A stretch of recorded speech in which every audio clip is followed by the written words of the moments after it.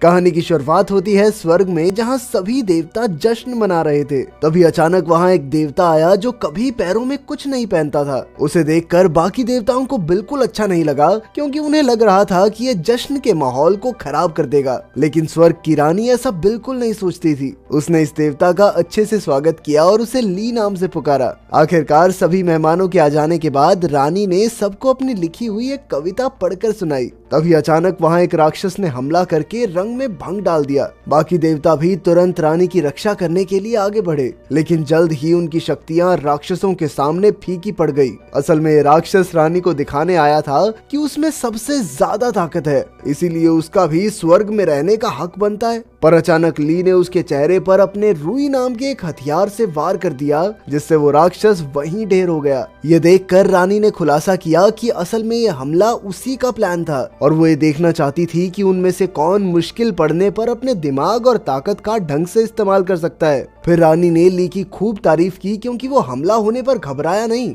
बल्कि आखिर तक लड़कर राक्षस को हरा दिया। रानी ने खुश होकर उसे एक तोहफा दिया और फिर से जश्न शुरू हो गया। आखिरकार जब जश्न खत्म हुआ तो ली को कुछ अलग सा महसूस हुआ। उसने अपने रुई अस्त्र को फिर से निकाला ताकि अगर हमला हो तो वो खुद को बचा सके, पर उसकी लापरवाही की वजह से रुई उसके हाथ से फिसलकर धरती पर जा गिरा। ये देखकर ली बेहद घबरा गया, क्योंकि स्वर्ग के कानूनों के हिसाब से उनमें से किसी को भी धरती पर जाने की इजाजत नहीं थी। हालांकि इसके लिए उसे बहुत खतरनाक सजा मिल सकती थी, लेकिन फिर भी वो नीचे आ गया। धरती पर पहुंचकर उसकी मुलाकात पियान नाम की एक लड़की से हुई, जो एक पेड़ की टहनी पर अटकी हुई थी। ली ने उसे नीचे उतरने में मदद की और फिर पियान ने उसका शुक्रिया अदा किया। इसके बाद ली ने बताया कि वो स्वर्ग से उतरा हुआ एक देवता है, जिसका हथियार धरती पर गिर गया था। अब पियान ली को अपने गांव के सरदार के पास ले गई ताकि वो ली की मदद कर सके। जब वो दोनों गांव पहुंचे तो अचानक कुछ राक्षसों ने गांव पर हमला कर दिया, क्योंकि वो उनका कीमती खजाना चुराना चाहते थे।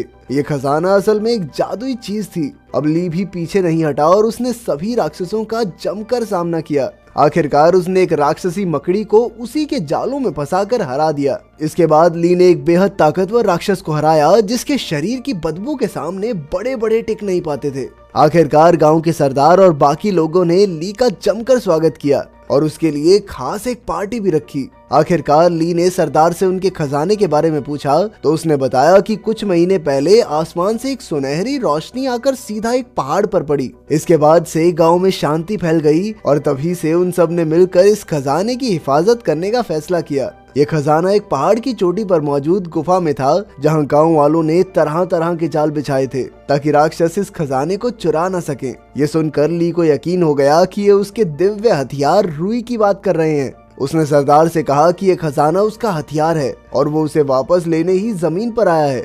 ये सुनकर सब हक्के बक्के रह गए, पर सरदार ने कहा कि भाई तुम्हारी चीज है तो तुम्हें मिल जाएगी। पर सच तो ये था कि सरदार की खजाने को लौटाने की कोई नीयत नहीं थी, बल्कि उसने तो ली को पकड़कर जंजीरों से बांध दिया। ली ने बचने की कोशिश की, मगर उसे एक खास तरह की शराब पिलाई गई थी, जिससे देवता और राक्षस सबकी शक्तियां कमजोर हो जाती हैं। इसके बाद गांव वालों ने मिलकर ली पर बिजली गिराने के लिए एक पूजा शुरू की, पर अचानक आसमान से आग गिरी, जिससे कई लोगों के घर जल गए। सब तुरंत आग बुझाने भागे और तभी पियान ली के पास आई और कहा कि अगर वो राक्षसों से उसके गांव वालों की रक्षा करेगा तो वो खजाना ढूंढने में उसकी मदद कर सकती है। ली तुरंत मान गया और पियान ने उसकी जंजीरें खोल दी। इसके बाद वो दोनों उस पहाड़ी की ओर चले जहां खजाना छिपाया गया था। तभी कुछ गांव वाले उसके पीछे दौड़े, पर जब उन्होंने ली को पहाड़ के रास्ते पर देखा तो वो खुश हो गए, क्योंकि वहां के जाल से वो कभी जिंदा नहीं लौट सकता। उधर जब ली पहाड़ पर पहुंचा तो उसने अपनी शक्ति से अदृश्य जाल का पता लगाया,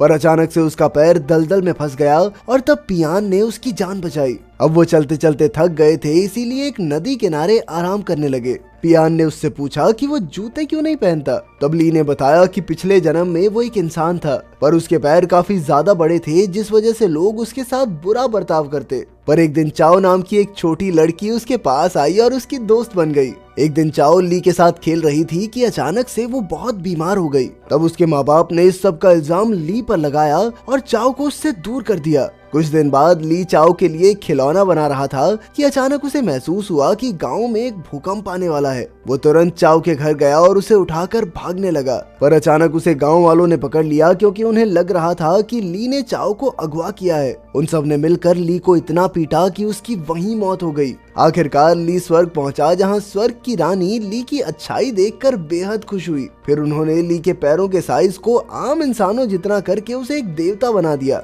पर देवता बनने के बाद भी ली ने जूते नहीं पहने, क्योंकि उसे नंगे पैर रहने की आदत हो चुकी थी। ली की कहानी सुनकर पियान ली के साथ आगे निकल पड़ी। आखिरकार वो उस गुफा तक पहुंच गए जहां कई जाल बिछाए गए थे। ली की शक्तियों की मदद से उन्होंने बड़ी आसानी से सभी जाल पार कर लिए और एक पुल तक आ पहुंचे, जहां अंत में खजाना छिपा था। अब ली ने जैसे ही पुल पर पैर रखा तो अचानक उसके शरीर को जोरदार धक्का लगा। असल में इस पुल पर जादुई घंटियां बंधी हुई थी, जिस वजह से ना देवता और ना ही राक्षस इस पुल को पार कर सकते हैं। तब पियान ने आगे होकर पुल पर बंधी हुई सारी घंटियां निकाली ताकि ली आगे बढ़ सके। अचानक से उसका पैर फिसल गया, क्योंकि पुल बहुत खतरनाक था, पर वो हिम्मत करके ऊपर आई। आखिरकार ली ने भी आसानी से पुल पार कर लिया और वो दोनों आगे बढ़ गए। जल्द ही ली और पियान को एक चीज मिली, जिसमें से एक सुनहरी रोशनी आ रही थी। तब ली को यकीन हो गया कि ये उसका हथियार रुई ही है।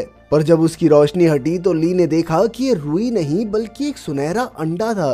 तभी अचानक कुछ राक्षस भी वहां आ गए, क्योंकि वो भी ली का ये हथियार चुराना चाहते थे। अब ये अंडा तो ली के किसी काम का नहीं था, इसीलिए उसने ये अंडा राक्षसों को दे दिया और वो सब भाग गए। ये देखकर पियान बहुत गुस्से में आ गई, क्योंकि ये उसके गांव का बेहद कीमती खजाना था। उसने इस खजाने को वापस लाकर गुफा में रखने के लिए ली की मदद मांगी, पर ली ने उसकी एक न सुनी और वो पियान को राक्षसों से लड़ने के लिए वहीं अकेला छोड़ आया। अगले दिन ली जैसे ही गांव में पहुंचा तो गांव वालों ने उसे तुरंत पकड़ लिया। गांव का सरदार फिर से पूजा करके उस पर बिजली गिराना चाहता था। आखिरकार पूजा होने पर ली पर कई बार बिजली गिरी, पर ली तो अमर था, इसीलिए उसका बाल भी बांका नहीं हुआ। ये सब देखकर उन सबको यकीन हो गया कि ली सच में एक देवता है और सभी उसके सामने झुक गए। पर तभी एक बूढ़ी औरत ने कहा कि ये इस इज्जत के लायक नहीं है, क्योंकि वो अपने हथियार के चक्कर में गांव वालों को यूं ही राक्षसों के हाथ मरने के लिए छोड़कर चला गया। ये सुनकर ली को पियान का ख्याल आया, जो अकेली राक्षसों से खजाना वापस लेने के लिए पहाड़ पर ही रुक गई थी। दूसरी ओर सभी राक्षस सुनहरे अंडे को देखकर काफी हैरान परेशान थे। आखिरकार उन्होंने मुर्गी राक्षस को इस अंडे पर बैठने का हुक्म दिया, ताकि अंडे के अंदर जो भी है उसे बाहर निकाला जा सके। उसी वक्त पियान खुद भी एक बिल्ली राक्षस का भेष बनाकर राक्षसों के अड्डे पर आ पहुंची। फिर उसने बड़ी चालाकी से राक्षसों को फुद्दू बनाकर उनसे अंडा ले लिया। पर जैसे ही वो अंडा लेकर वहां से भागने लगी तो राक्षसों को पता चल गया कि पियान एक इंसान है। उन्होंने तुरंत पियान पर हमला कर दिया और वो उसे मौत के घाट उतारने ही वाले थे कि ऐन मौके पर ली ने वहां पहुंचकर पियान की जान बचाई। ली ने सभी राक्षसों की जमकर धुलाई की और आखिरकार खजाना लेकर वो दोनों गांव लौट आए। उन्हें देखकर सभी गांव वाले बेहद खुश हुए, क्योंकि खजाना सुरक्षित था। इसके बाद उन्होंने इस अंडे को खोलने के लिए पूजा शुरू की और जैसे ही अंडा टूटा तो अचानक उसमें से किंग नियाओ नाम का एक राक्षस निकला। ये वही राक्षस था जिसे ली ने स्वर्ग की पार्टी में हराया था। नियाओ ने बताया कि वो अकेला ऐसा राक्षस था जो स्वर्ग में रहता था और बाकी के देवता उसे हमेशा परेशान करते थे। जश्न के दौरान जब उसने उन पर हमला किया तो उसे लग रहा था कि सभी देवता एक जैसे होते हैं, इसीलिए उसने ली पर भी वार कर दिया। पर तब ली ने अपने हथियार रियू से हमला करके नियाओ को हरा दिया, जिससे वो सीधा धरती पर आ गिरा और एक बड़े से सुनहरे अंडे में बदल गया। जब गांव वालों को ये अंडा मिला तो उन्होंने सोचा कि ये उनके गांव की रक्षा करेगा, इसीलिए उन्होंने इस सुनहरे अंडे को संभाल कर रखा था। खैर अब नियाओ ने ली पर वार करके उसे गिरा दिया और बाकी गांव वालों पर हमला करके सब कुछ तहस नहस कर दिया। ली ने फिर से खड़े होकर नियाओ का सामना करने की कोशिश की, पर धरती पर आकर उसकी शक्तियां कम हो चुकी थी। अब नियाओ ली को जान से मारने ही वाला था कि अचानक पियान ने बीच में आकर वार अपने ऊपर ले लिया। ली को अंदाजा ही नहीं था कि पियान उसके लिए अपनी जान तक कुर्बान कर सकती है। जब पियान अपनी आखिरी सांसें गिन रही थी तो ली ने देखा कि उसके माथे पर रियू का निशान बना था। तब ली को एहसास हुआ कि पियान उसके हथियार रियू का ही रूप थी, जिसे वो कब से ढूंढ रहा था।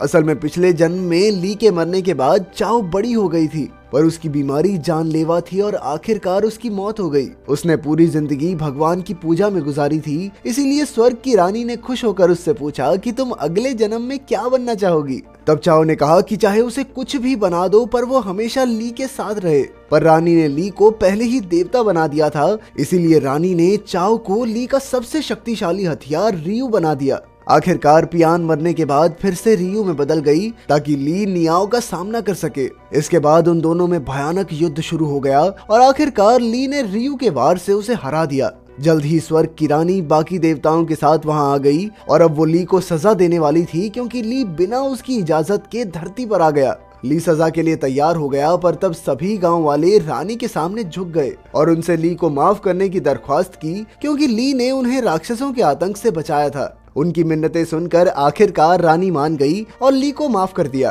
पर जब रानी नियाओ को सजा देने लगी तो ली ने उनसे दरख्वास्त की कि वो नियाओ को माफ करके एक मौका और दे, ताकि वो अपनी गलतियों को सुधार सके। ये सुनकर रानी ने उसे भी माफ कर दिया और नियाओ की सांस में सांस आई। आखिरकार ली ने कुछ समय और उसी गांव में रहने का फैसला किया, ताकि कोई भी राक्षस उन पर हमला न कर सके।